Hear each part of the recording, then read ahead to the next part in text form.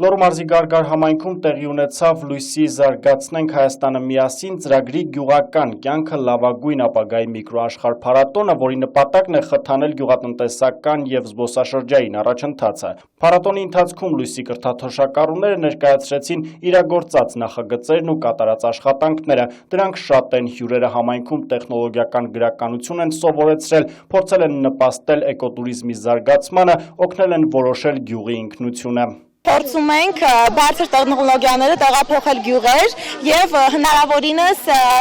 երիտասարդներին, գյուղի բնակչությանը հնարավորություններ ընձեռնել տեխնոլոգիաներից օգտվել և զարգացնել գյուղերը, որովհետև գյուղերը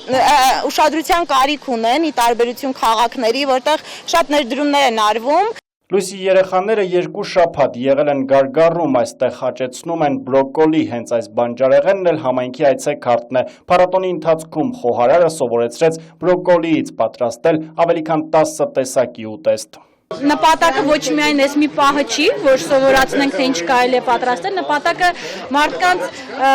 խրախուսել, քարոզել, առողջ ծնվել, բանջարեղեն շատ օգտագործել, մասնավորապես բրոկոլին, որը ինչու՞ չէ, կարող է նաև տեղում աճել։ Եվ ամենակարևորը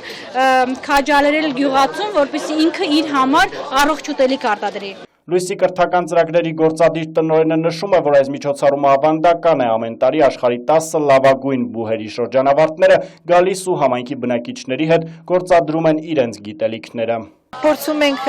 ապացուցել, որ ամեն մեր կյանքերի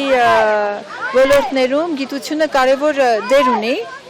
եւ ամեն մի ոլորտ կարող է աջակցել մյուսին։ Փառատոնն ուղեկցվում էր տարբեր խաղերով ու ցուցադրական ելույթներով։ Սարգիս Գոքորյան, Համլետ Պապանյան, ժամը լրատվական։